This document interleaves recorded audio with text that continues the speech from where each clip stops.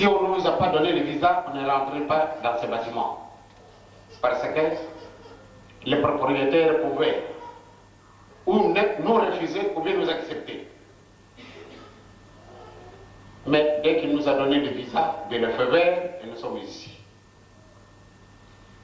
Il y a des frères et sœurs qui sont encore en route, qui ne peuvent pas rentrer parce que les documents ne sont pas convenables. C'est vraiment curieux. Leurs documents ne leur permettent pas de rentrer en Suisse. Et pour cela, ils ne peuvent pas venir jouer. Je vois que beaucoup d'instruments manquent parce que moi, quand je dirige la fanfare, je voudrais voir tous les instruments au grand complet. Et maintenant, quand j'ai vu qu'il n'y a pas de bombardons, il y a beaucoup d'instruments qui vous manquent, j'ai trouvé déjà que c'était une déception. Et quand je me suis entouré de tous les soins pour savoir exactement les raisons pour lesquelles ils ne sont pas là, on m'a dit, voilà, parce que les visas ne sont pas là, ils ne sont pas autorisés de rentrer. Alors je me suis dit intérieurement, attention, nous nous appelons chrétiens ou chrétiennes. Et le visa du Seigneur,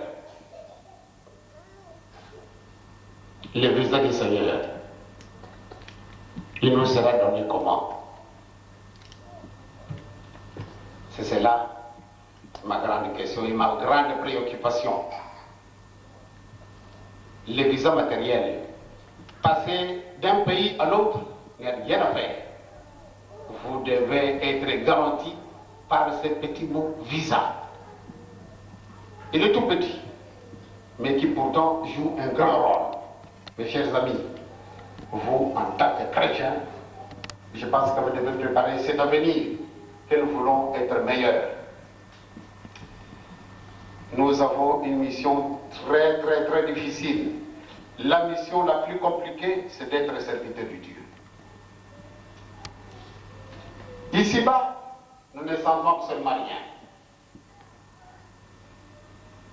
Mercredi passé, j'ai reçu certains amis chrétiens de la Suisse, des amis que j'ai connus depuis de très longues dates et qui sont venus se rendre compte de mon état de santé.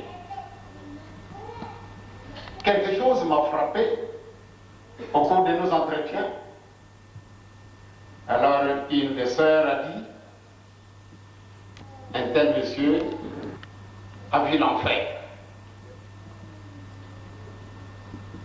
Alors, elle nous a débobiné comment cette personne a vu l'enfer. Et c'était dans quelles circonstances? Chrétiens que nous sommes, depuis notre jeune âge, on nous parlait du ciel et de l'enfer.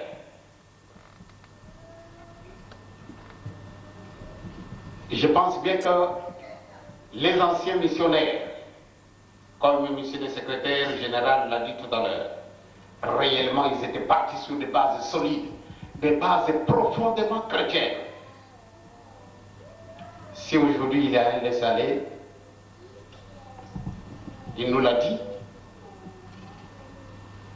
certaines négligences ont pu envahir les têtes des gens, et bien nos âmes. Aujourd'hui, nous connaissons un peu un certain revirement que nous qualifierons vraiment de malheureux. L'enfer et le ciel. Je pense bien que nous tous, en tant que chrétiens, nous ne voulons pas aller en enfer. Mais qu'est-ce qu'on nous demande? D'être de vrais chrétiens, profondément chrétiens. Mettons en application ce qu'on nous a décrit tout à l'heure là. Cet amour que nous devons avoir vis-à-vis de Dieu et du prochain. Et on nous demande de garder jalousement les 10 commandements. Ce n'est pas facile. Ça, c'est le chemin le plus compliqué.